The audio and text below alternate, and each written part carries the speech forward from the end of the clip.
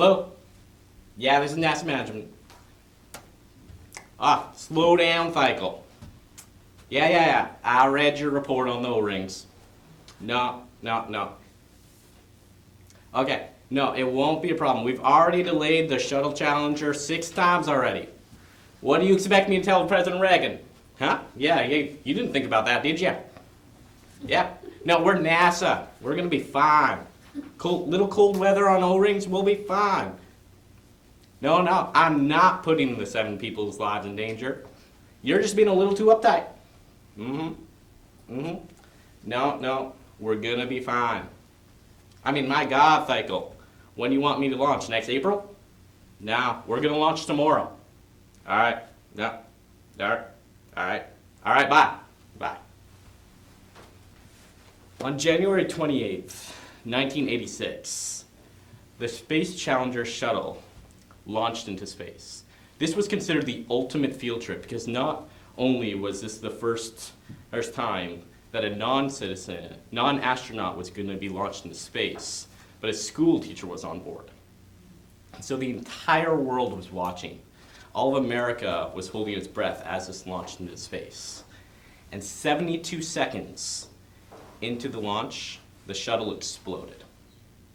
All 7 crew members were instantly killed. Morton Thiel was the lead engineer who actually had a real phone call with NASA management the night before the launch. He told them that the O-ring, which is a small little part on the fuel line, was going to erode in the cold weather. His advice went unheard. The reason being, they had delayed it 6 times, the media was pushing a lot of things, even President Reagan was wanting to see this launch. And so NASA management ignored the good advice. Now that monologue was completely made up, but the line, "My God, Thiel, when do you want to launch? Next April?" that was real. And if NASA had listened to its engineer, perhaps we'd be talking very differently today. We as Christians, we're going to have to make many decisions in our lives. Some of them are going to be small, some of them are going to be huge. But they're all going to have impact because they're going to shape our world and shape the people's lives around us. And what we need to do is be able to listen to counsel. Now in Proverbs, a wise King Solomon is giving his advice to his son. And in that, he is contrasting the difference between a fool and a wise person. So if you open your text with me to Proverbs 12:15, we're going to read this together. "The way of a fool is right in his own eyes, but a wise man is he who listens to counsel." Now, in this text, we see 2 sides are being contrasted, the fool and the wise. What we want to aim to answer tonight is, why does the fool view his way as right? Why is it right in his own eyes? On the other side, with the wise person, what makes a wise man wise? And then how can we make wise decisions? So returning to this text in Proverbs 12:15, the way of the fool. The way is the way. It's his lifestyle. It's his journey. It's his path. It is his way. There's a saying that goes around here, is you can always tell a Dallas man, but you can't tell him much. The way of the fool is his ego. It's his arrogance. He knows his journey, and he knows the direction he's going to take, and so he takes it. It's the way of a foolish lifestyle. Continuing in our text in Proverbs 12:15, the way of the fool is right in his own eyes. The fool has a tunnel vision. He is right in his eyes. He sees his path, he sees his way, and it's right. It doesn't matter what others think. It doesn't matter what others are viewing. He knows his way. And everything else can just be pushed aside. And when he is reaching out, say he pretends to reach out to somebody, he's not looking for your advice, he's looking for your agreement. We all know what it's like to have somebody ask you, "What's going on?" what kind of advice are you looking for? And instead of actually getting advice, you're just getting agreement. That is the way of the fool. It's the lifestyle of a fool. Is he is not looking for advice, he's looking for agreements. How often is this true in a job search for us?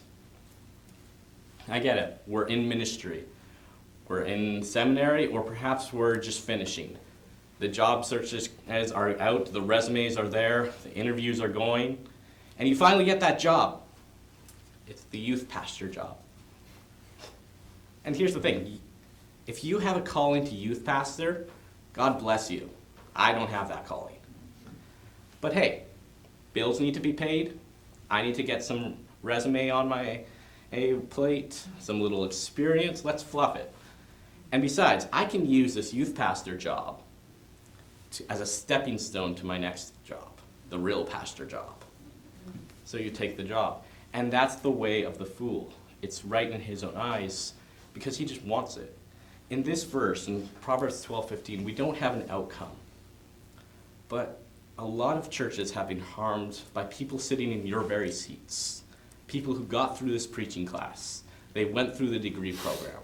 They are excellent at this place. But they didn't really care about the churches they were serving. Why? Because their resume took precedence over who they were serving. And a lot of small churches have been badly damaged because a DTS grad decided to use them as a stepping stone. This is the lifestyle of a fool.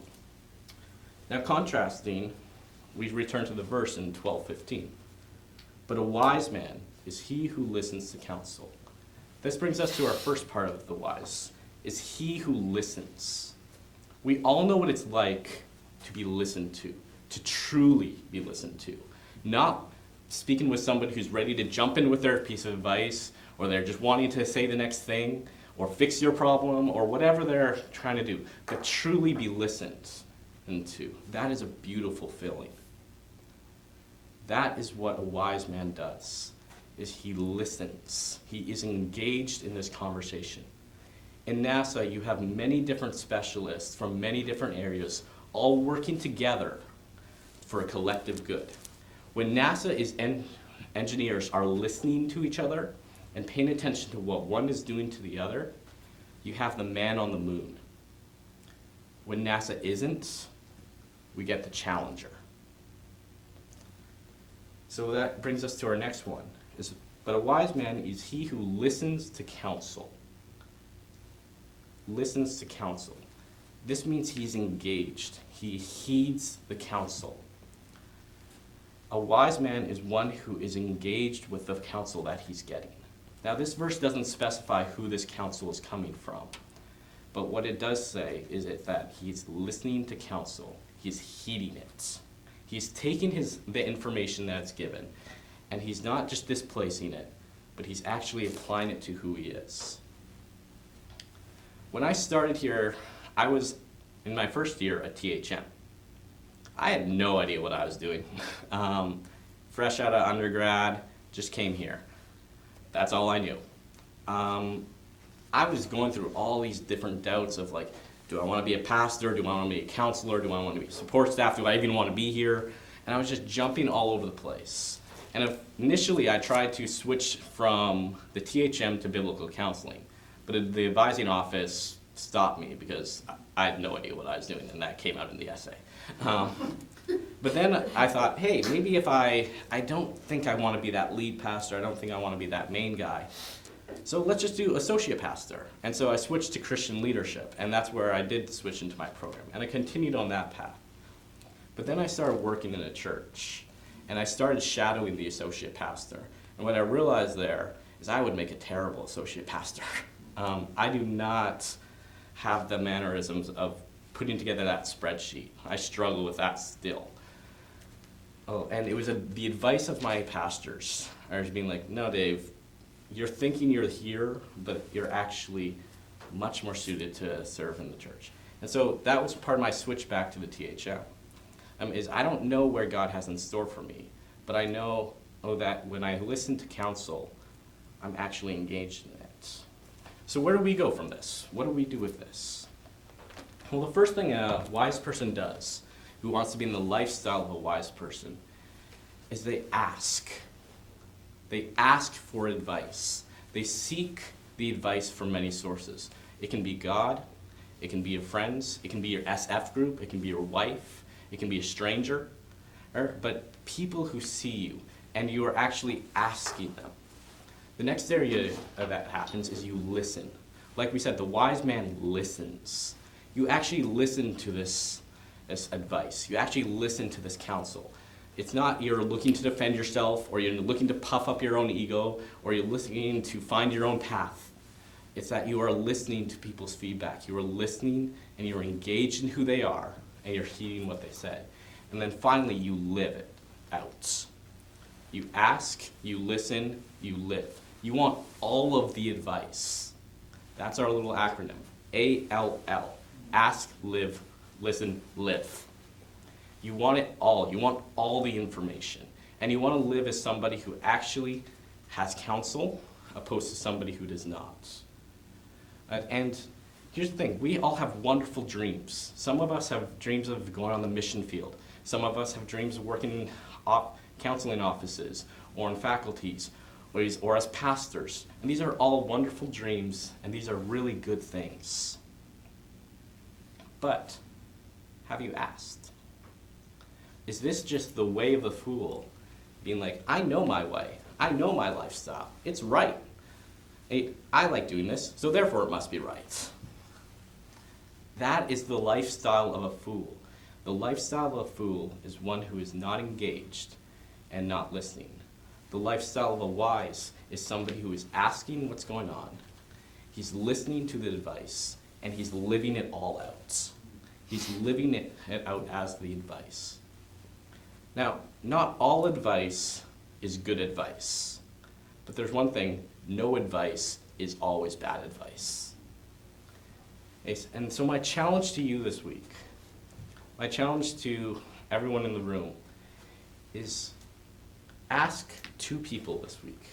Like we said, it could be your wife, your husband, your SF group, a mentor, a friend, somebody who's just seen you for a bit, and ask them, do you see my current focus as matching who I am? Is it matching where I'm going in life? And if it is, then what can I work on? What areas can I ask more in? What areas can I listen more in? And what areas can I live it out more? And if you also get the other side, where they're saying, no, this isn't you, then actually listen. Take the advice. Like this verse says, we want to listen to counsel. We don't know what that counsel will be, but our point is to listen to it and engage in it. And so that's my challenge to you guys, is ask, listen, and live it out. We will all get a phone call one day, whatever area you guys are in. And it'll either be somebody giving you advice and telling you how to do your job, your ministry, your life, whatever it is, a little more effectively. Whether the advice is good or bad, that's the advice. But what your task is to do is to listen. But the other side of that phone call could be, I'm sick of this. I'm sick of telling you that we're not ready for this big push you've been putting us through. And I'm sick of trying to get you to listen to me, and we're done. That could be an elder, that could be another pastor, that could even be your significant other. You do not want to be on the wrong end of that phone call. And so that's my challenge to you, is ask, listen, and live it out. And we all have dreams, but a dream that is unrefined by counsel is not faithfulness. It's just a tragedy.